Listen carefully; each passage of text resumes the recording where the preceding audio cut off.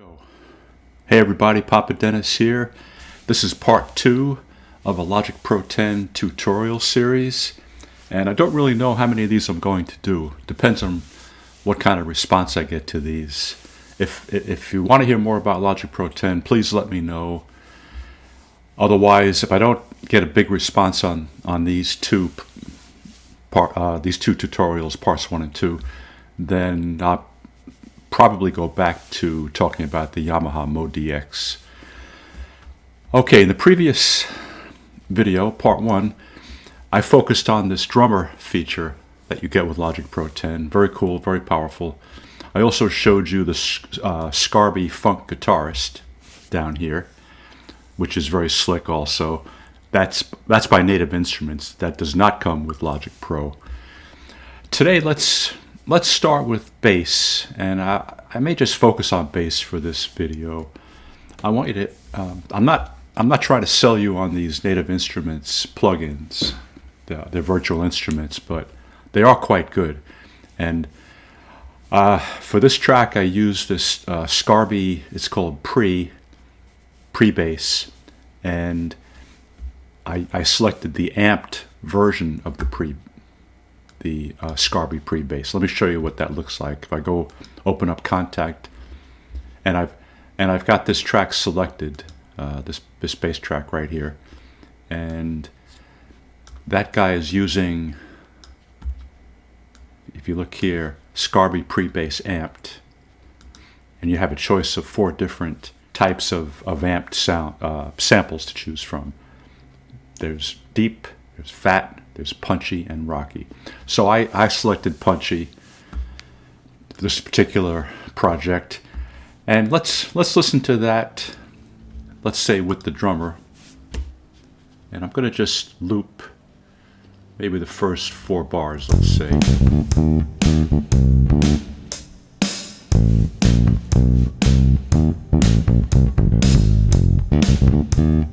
Okay, so that's the Scarby pre-bass. Now I loaded in. Oh, and I've also got that layered with this Retro Machines Pro Bass track right here, a fuzzy synth bass, and so that combined with the Scarby bass.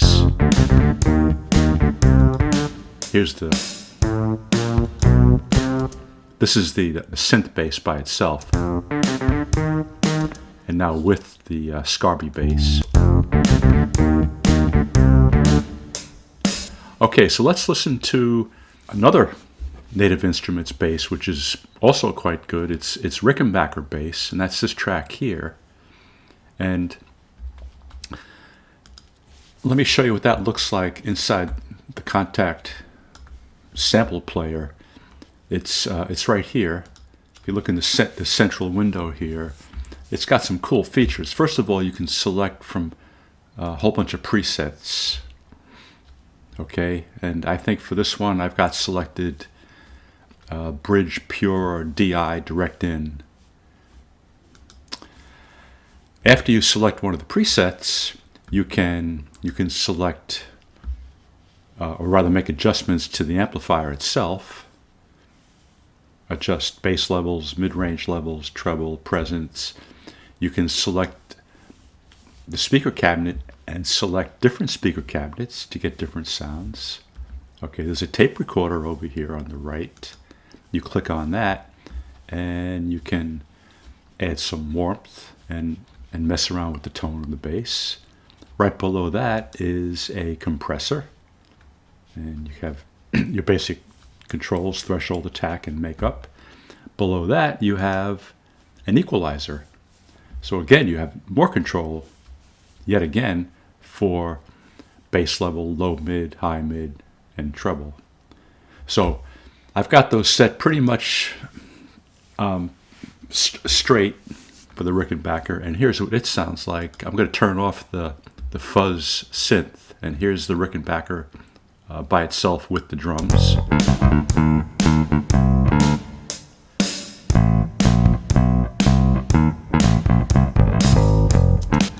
So that compared to the Scarby pre-bass.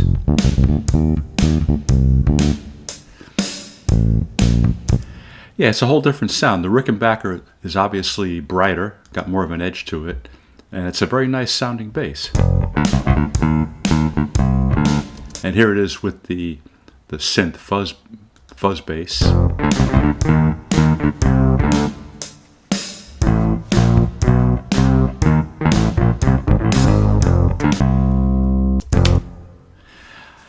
And by the way, the Scarby pre-bass is actually samples of a Fender Precision bass.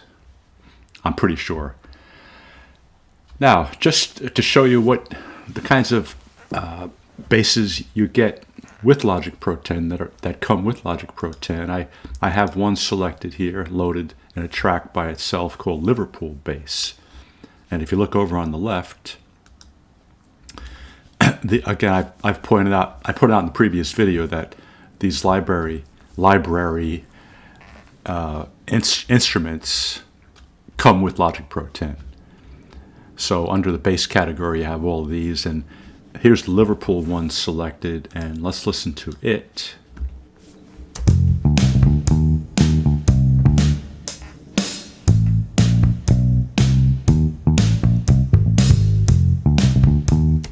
Okay, not bad. It's not a bad sounding bass, and if you layer that with the fuzzy synth bass,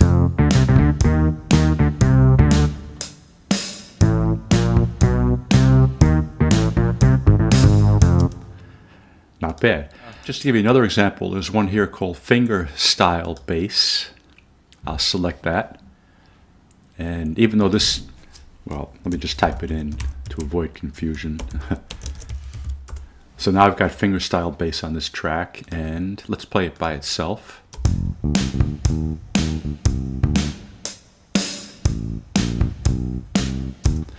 Okay, now it got very soft because what happens is when you load in a new instrument, it gives you a whole new set of plug-in effects. I'm going to talk about plug-in effects in a minute, but I need to crank up this equalizer. I'm going to go with just a let's try this.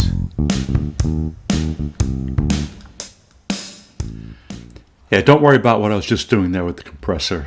Basically cranking it up just to have a fair comparison between this bass and the others. So here's again the fingerstyle bass, which is one of the basses available with Logic Pro 10. And here it is with the fuzzy synth bass.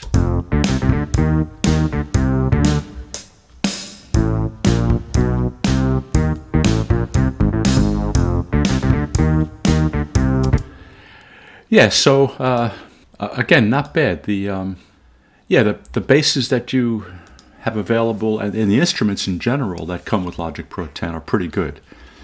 Are they generally as good as the ones you might buy from third-party vendors like Native Instruments?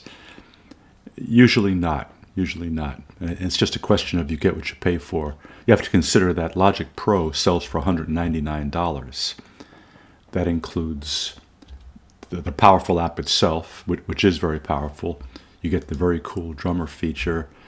You get all those instruments, and you get a lot of very, very decent effects. Let's talk about effects for a couple of minutes. When you have a track, and let's say you wanted to add reverb to a track, which is something that you would very often want to do. Rather than, here's, I just, let me pick, how about a piano track down here? The Grandeur piano I selected. Again, it's a Native Instruments plugin. And I could, over here, I could click in the track itself and add a reverb plugin directly in the track. And that would work fine. Nothing wrong with that. And then I could, once this reverb is open, I could just select the type of reverb I want, make adjustments to how much wetness I wanted, etc., etc. But what will happen is if you plug in a reverb on every single instrument or most of your tracks, you're going to really work your processor hard, and it's quite possible that you could overload your processor where it would stall, and you'd be playing your project and all of a sudden it would stop because the processor could not process anymore. So to get around that, rather than adding effects into every track, for example the reverb, I'm going to remove this. I'm going to say no plugin, so go away. What you do is use buses, and here's bus 4, for example, and when you go to the mixer view, and to look at the mixer view, you do Command 2, and that opens up this mixer. Over here on the right, you'll see buses. There's 2, there's 3, and there's 4. So this bus 4 has the Space Designer reverb in it. So now when you tell one of your tracks, for example, let's go back to the Grandeur piano track, which is this guy. If you activate, I'm going to turn this one off for now. Let's say no send. And you know what? Let's pretend it wasn't there. Okay, so here I am looking at my my piano track, the Grandeur piano track, and it has no reverb. And so now to get reverb without plugging in the Space Designer directly in the track itself, I'm going to go here and I'm going to say bus 4. So now I'm going to send some of the signal out from this track out to bus 4, which contains the reverb. And I think I had it set somewhere around 20, 21. And so let's listen to that. Let's just play that track all by itself. Okay.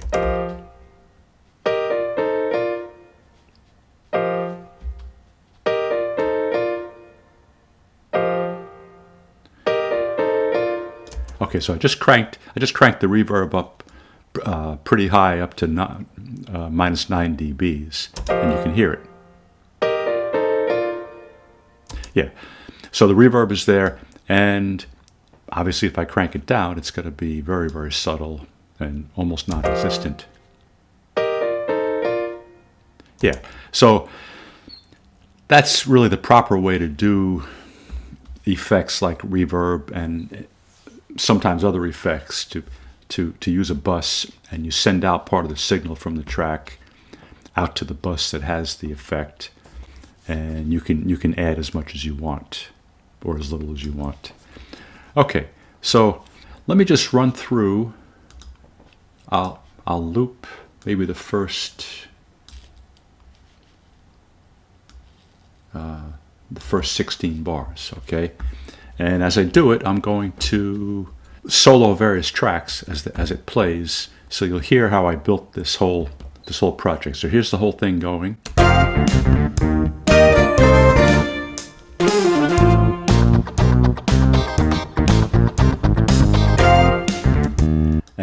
And this track, which is a synthesizer that's in Reactor, which is another Native Instruments guy. Okay, another synth is here.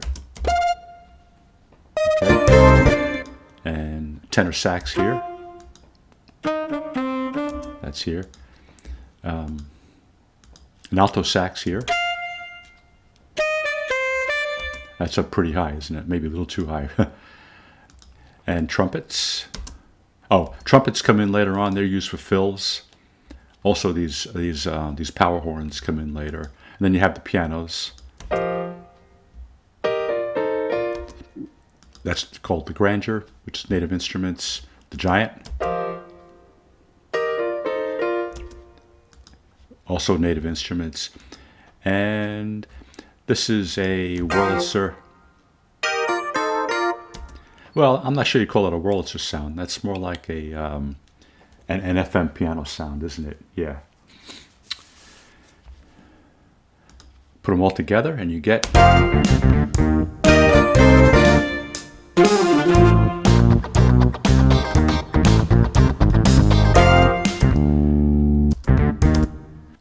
to the second section, starting here. And I'll loop it. This is section 2.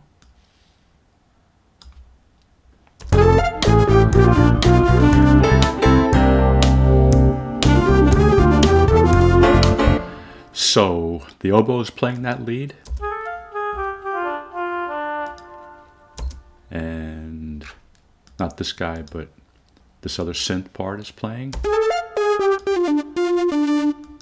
Okay, and the alto sax is playing that same lead line.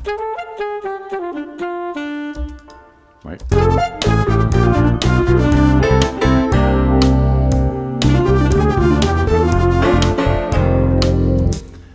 That's it for that section.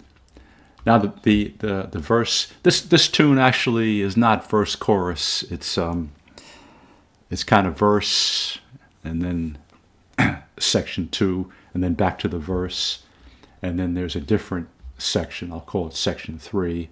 So verse, then section 2, then verse, section 3, and here's section, what I'm calling section 3, which sounds like this.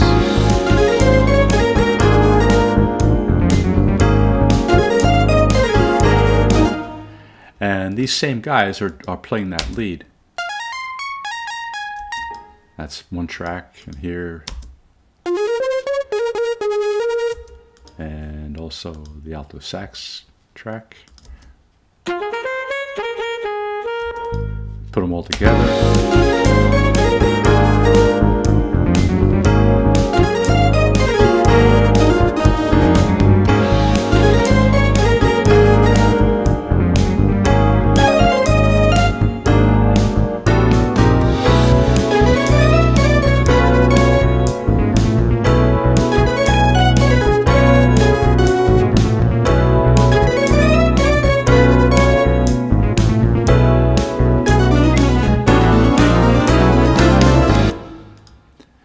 Right, and then it goes back to that, I'll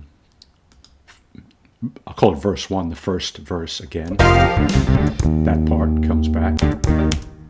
Now we have one other section out here, which goes like this.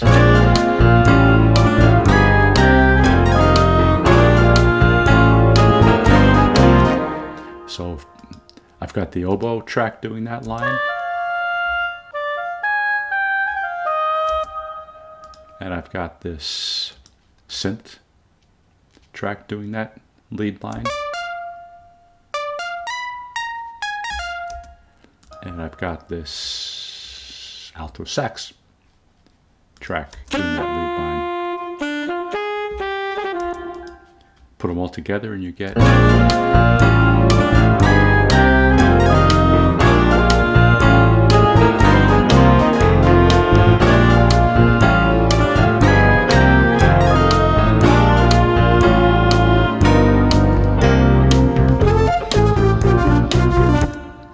Then he repeats this section, which I think I call section 2.